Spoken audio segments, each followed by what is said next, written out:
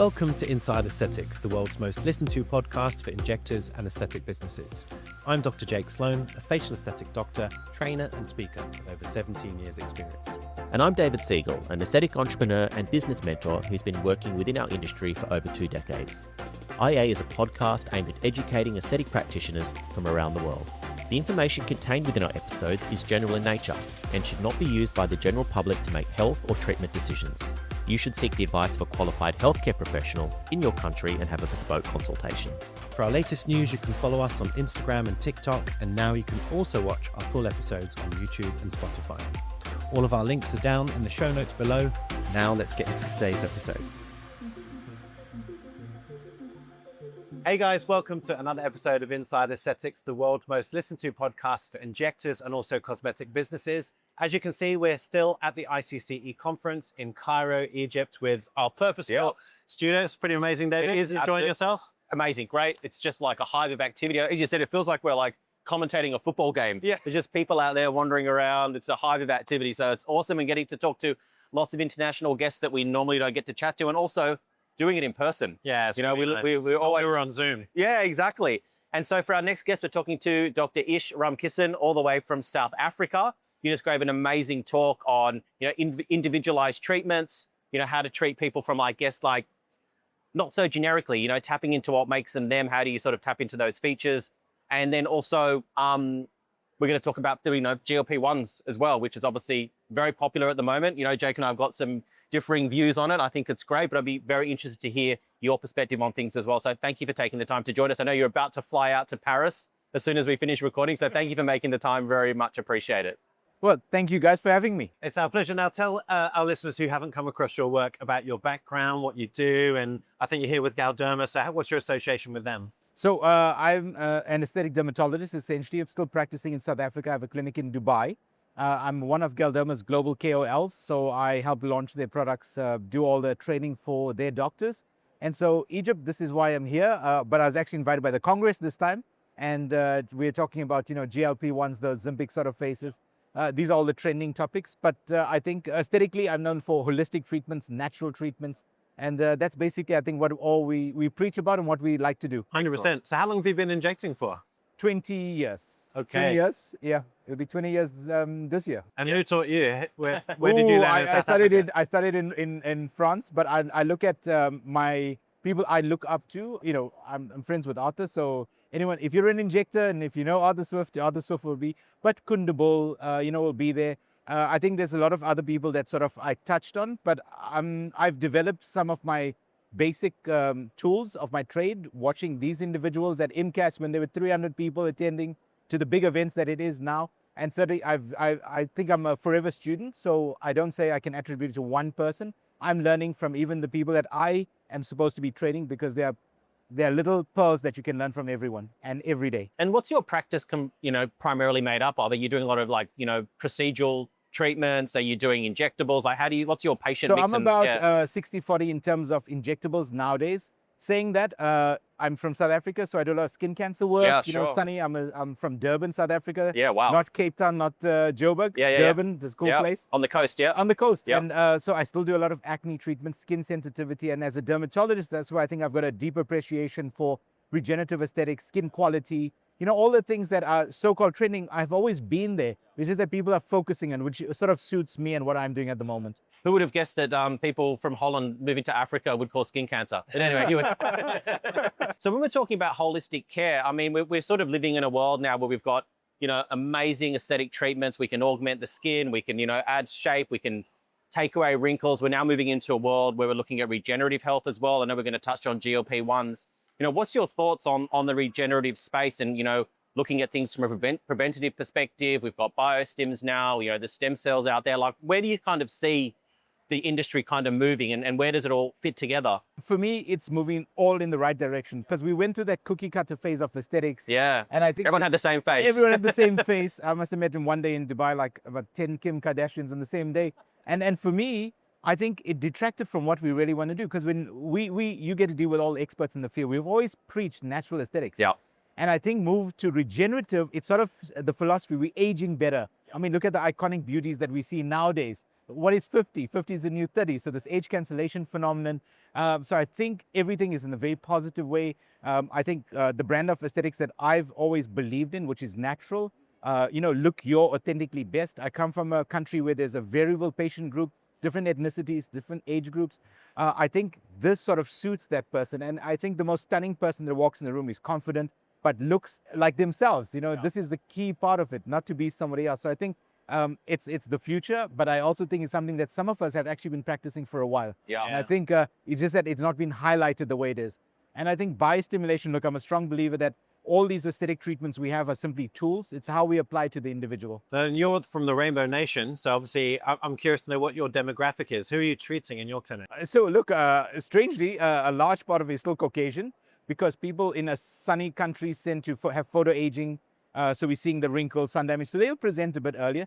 But I think it's flipped completely, because as much as I may talk about, ethnicity differences, I'm seeing a lot of gender differences. I'm seeing a huge amount of men come through. Yeah. And men my age, which are in the 40s, late 40s, they're coming through, they want to treat themselves, and it's no more a taboo anymore, So men really are focusing. So I think that's the change in the difference that I'm seeing in my group of patients, which is a really positive trend. And how do you kind of start to get a feel for how to aesthetically approach these different ethnic groups, men, when we look at all the marketing paraphernalia and the way that, you guys were trained, it's always around that, middle-aged Caucasian female. Yeah. How do you kind of start to educate yourself on what, how to get the best or make someone look like, as you said, themselves? It's very straightforward for me. I think when you do it for a long time, whoever walks through that door, you already know what you want to do. Right. And for me, it all comes down to the basics. It's anatomy. It's what we did at medical school. So the thing to understand beyond that is the skin quality, the texture. So as a dermatologist, I see that. And so I really appreciate those differences. But I treat anatomically, basically. And you can see that we all age in specific fashions. That doesn't necessarily change amongst ethnicities. So we're just trying to move away from the traditional canons of beauty. And I think you have to immerse yourself in the culture from wherever you come from. So I practice in Dubai, and I know that you treat an Emirati different to you treat a Jordanian or Syrian. Yeah. And the same in South Africa.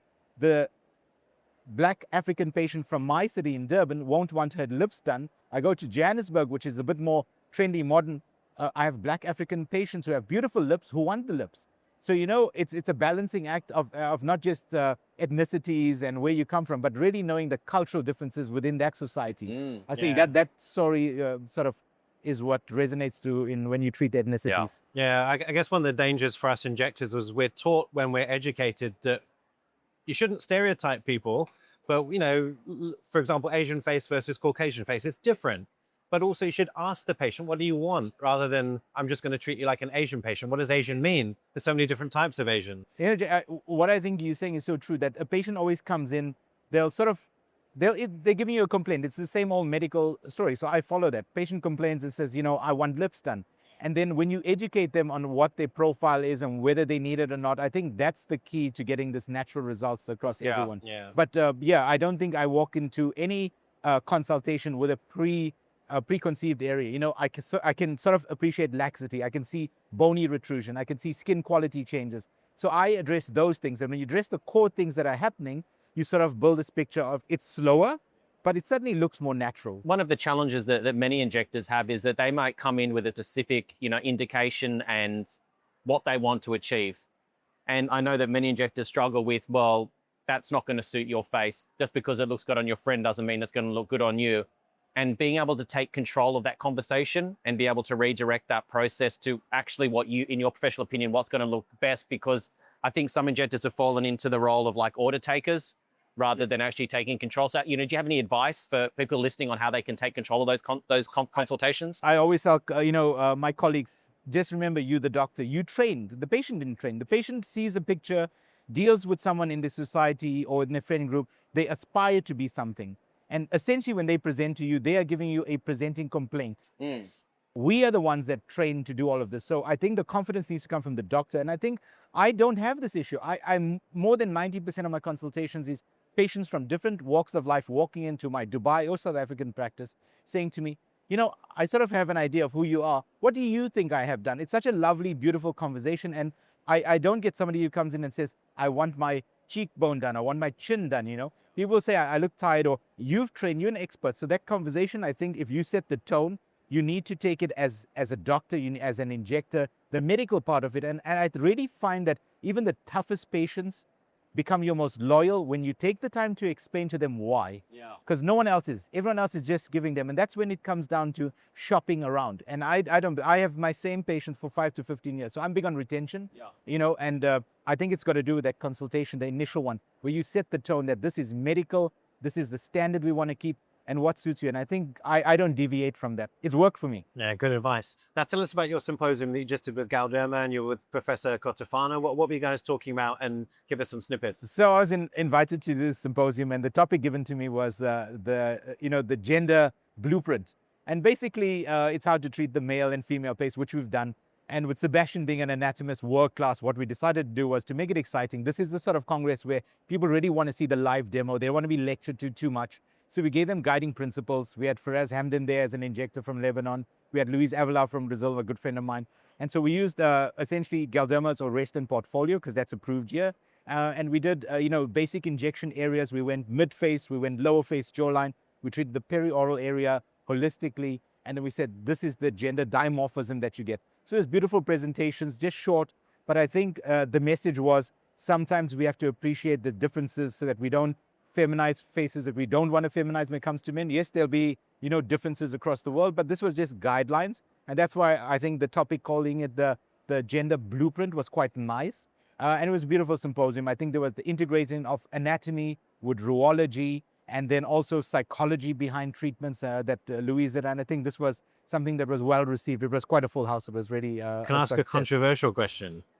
You In this may- region of the world, maybe gender fluidity may not be accepted as much as maybe some other countries, but do you in your own practice, do you treat sort of patients who are neither wanting to look male or female, but somewhere in between, or that conversation? It's an interesting thing, in my practice, both in Dubai and South Africa, I don't sort of get patients who sort of hint what they sort of want, So I don't get a male asking for to be feminized. I haven't come across that. It's not a common thing. Okay. So certainly I treat anatomically, but my patients who've come through, I don't think I've seen as much when I'm with my other international colleagues from other countries, many European countries, sometimes South America. I think they deal more with that sort of request and treatments. But generally, I think where I practice, this is not a common request. Hey guys, sorry to interrupt your podcast. Just a quick message about our Patreon and how you can support us as a podcast. So David, what is Patreon? So Patreon is an on-demand subscription service that allows you to access our global community of practitioners, business owners, and essentially it's a place where you can come together, get positive support, advice. Whether you're a beginner or an experienced KOL, there is a place for everybody. Yeah, so if you download the Patreon app, search for Inside Aesthetics, there are two main options to subscribe. You can become a free member where we can communicate with you, share our news, involve you in competitions, etc. Or you can become a full subscriber for 50 Australian dollars a month. And there you get access to the WhatsApp community where people are sharing and getting advice. But also within the Patreon app, David does a lot of business coaching and mentoring. So I think you've drilled down to various topics that have cropped up that have been communicated in our WhatsApp group. I mean, just today we recorded some content. It's quite a nuanced space, and the challenges that business owners and practitioners come up against in this space is quite difficult to get advice on. So always happy to share my knowledge and all of my mistakes and lessons learned along the way. And then I, of course, tackle injectable content. I often involve patients or talk about new products, anatomy, and all that good stuff. So if you like what we do, consider subscribing to our Patreon. Now let's get back into the podcast. So let's talk about the big one, Ozempic face.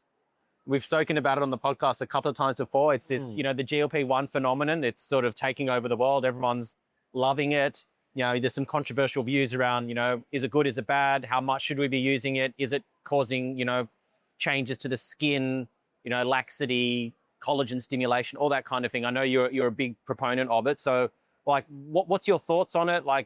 Do you think there's any truth or validity to some of these claims around some of the negative side effects of it? And how do you kind of use it in your practice? It's a medicine once again. Everything has positive and negatives. And I think we need to understand we're still in the learning curve of how to use it best.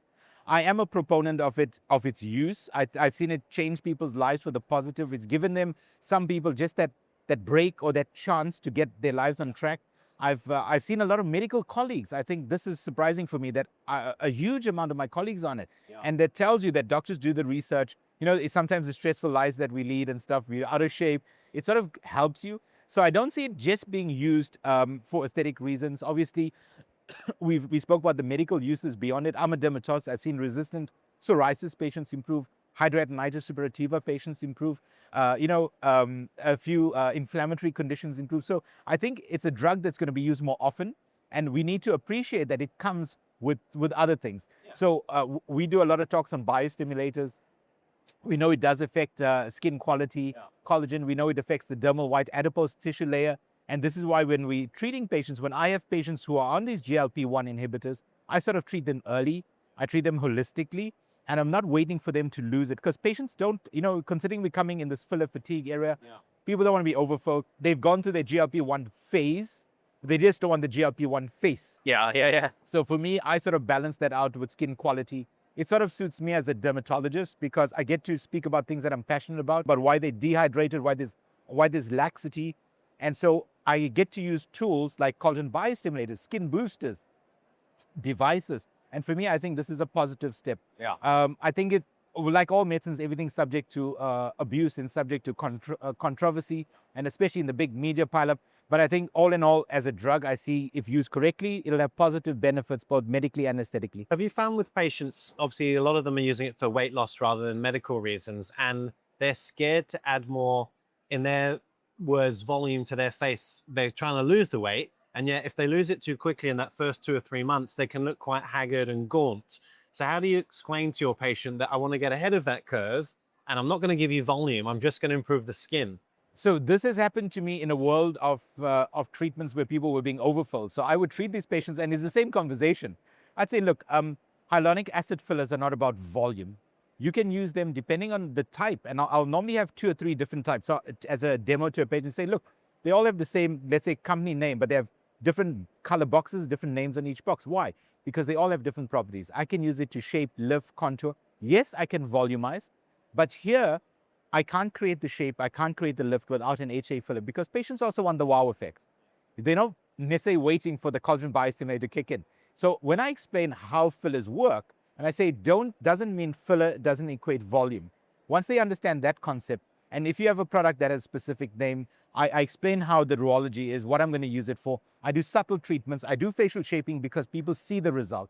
They see the lift, they see the projection.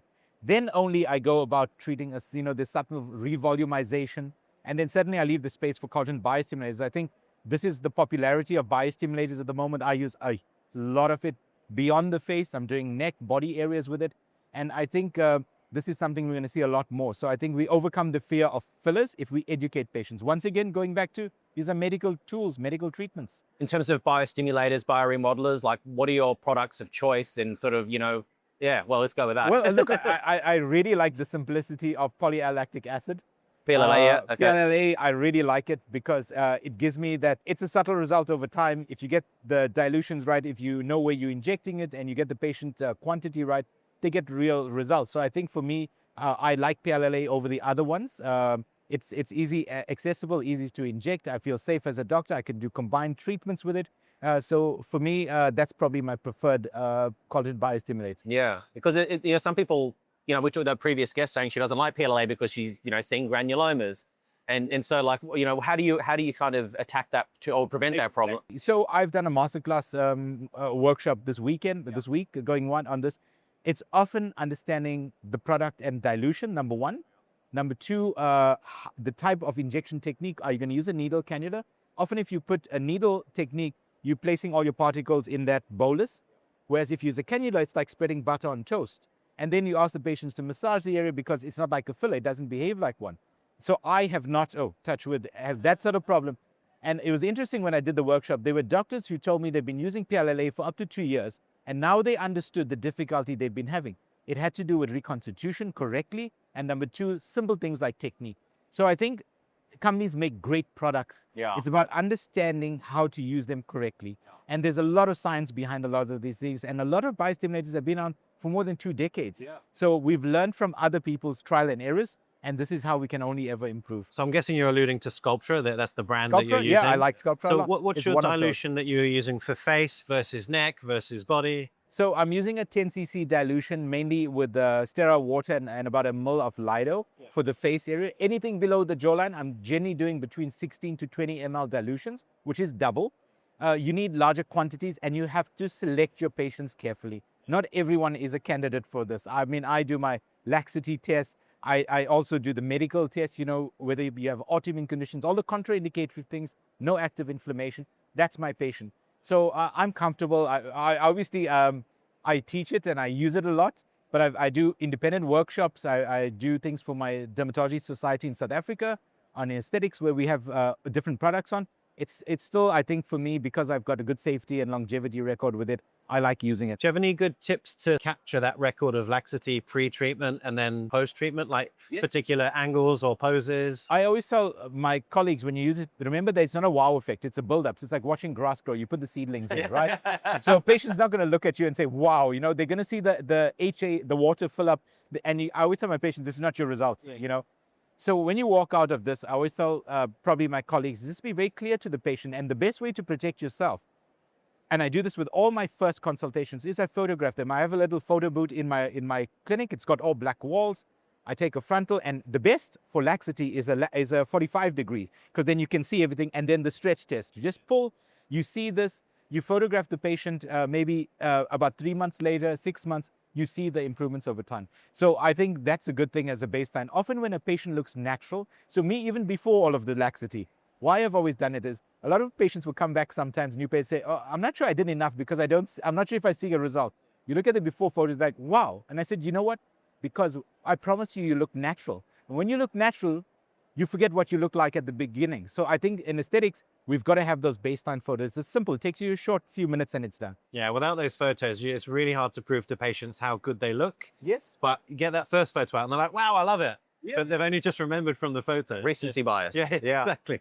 So let's talk about devices for a minute, because that's another part of the equation, right? So we've spoken about, you know, fillers, we've got toxins, you know, using GLP-1s. Devices are advancing all the time.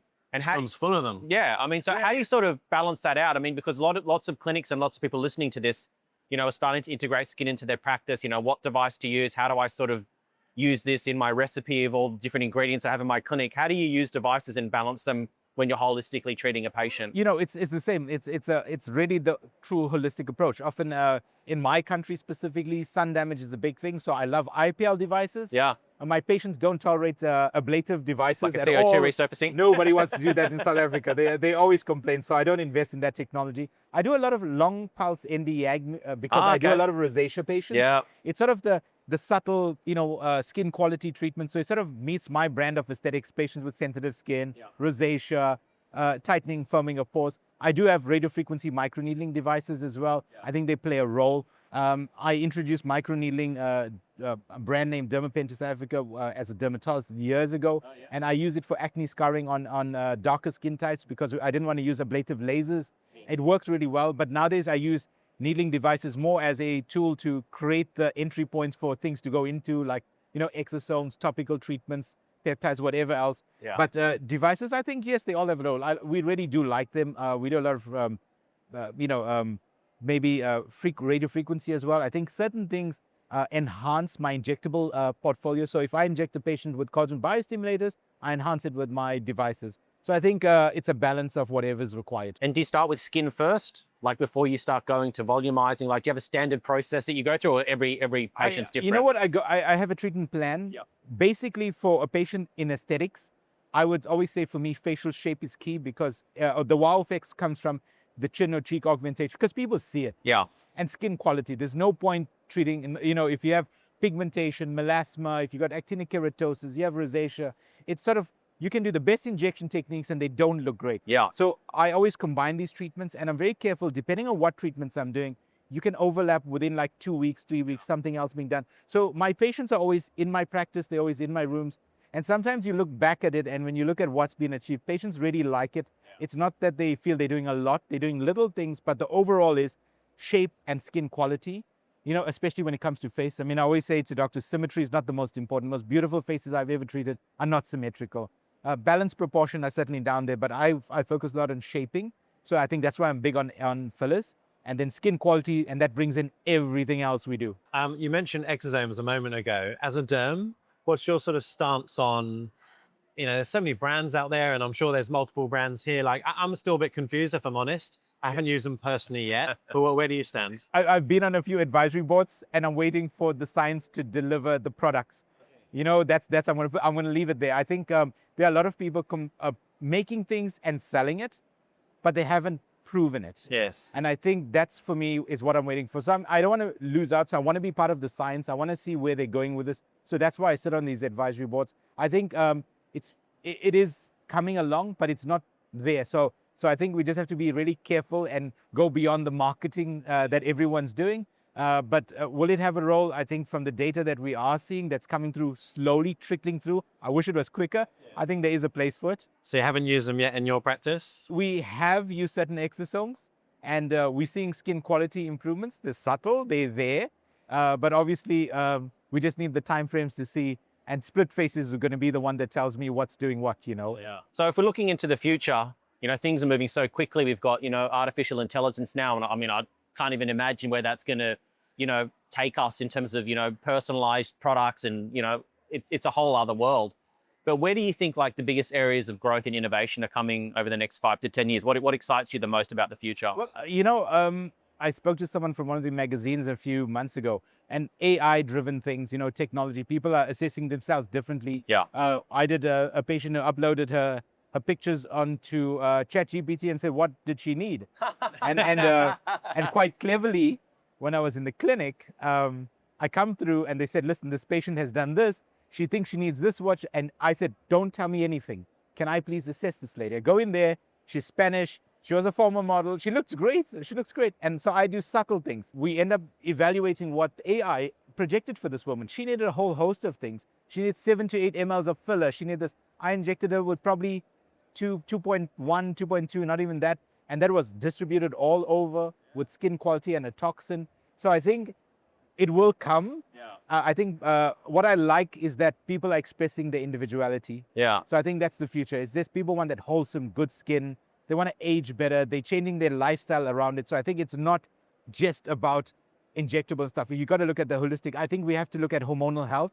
I have this discussion almost every day with with my female patients, and I feel that as injectors now, we need to address that. Otherwise, we sort of putting in treatments, but we need to treat the patient holistically. Men the same. So I think the future is very holistic.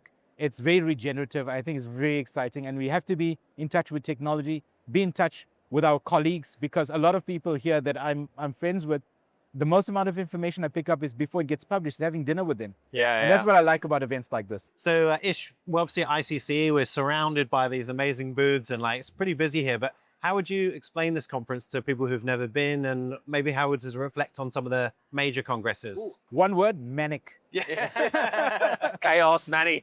The beauty, I did it last year. And for me, why I came was because they increased the educational content. They had Arthur Swift, Sebastian. I got invited to do workshops. So, when you see those esteemed colleagues, it gives you reassurance. You come here, you're part of the international faculty. And this year, I think if you look at the names, the faculty is amazing. So I'm used to seeing those names on an MCAS, AMWC. So the educational quality is there, but they bridge that gap with social events. They do a phenomenal event with the pyramids at the background, a wonderful gala dinner, concert, and the warmth of the Egyptian, the team is phenomenal. They are phenomenal hosts. And for me, I think I really like the experience. I like the fact that we can all meet. We can meet each other at breakfast. In the evening, there's a chat. It's not so formal, but there is still that academic quality to it. And I think it's improving. I think we almost 10,000 delegates this year. So year on year, they want to get bigger and bigger. And they really are global, I think. It's in Egypt, but it is a global event. So I am really excited to have been part of this from the beginning and to take it to the next level. Yeah, it's been fantastic for us as well. I couldn't echo your words more. No, it's funny, you kind of go, it's manic, it feels chaotic, but somehow the last minute, it just all comes together and the magic happens. But it's been great for us. We're starting to now come to these conferences and, have conversations with people like yourself. So it's been fantastic for us. And as you said, they're like some of the most hospitable, warm people that I've come across. They can't do enough for you. Yeah. I think as an injector as well, just to walk around and literally see different people different faces, different cultures. It makes you rethink what you thought you knew as an injector about how you're going to approach a patient, have a conversation. So I just think it's fascinating. Yeah, fantastic. Great. Well, thank you so much for your time. We really appreciate it. I know you got a flight to get to. Oh yes, But, next city. yeah, we'll next hopefully continent. see you next year at ICC again. Thank you. Thank you for having me. We hope you enjoyed that episode, guys. To stay up to date with our latest news and episodes, follow us on Instagram, and we're now on TikTok. You can also now watch our full video episodes on YouTube and Spotify. So if you like what we do, please give us a like and subscribe. Please also consider joining our Patreon for invaluable business and injectable education. Get access to our global community of like-minded professionals, hints and tips videos, bonus podcast content, and more. All of our social links, Patreon, and contact information are in the show notes below, and we'll see you in the next episode.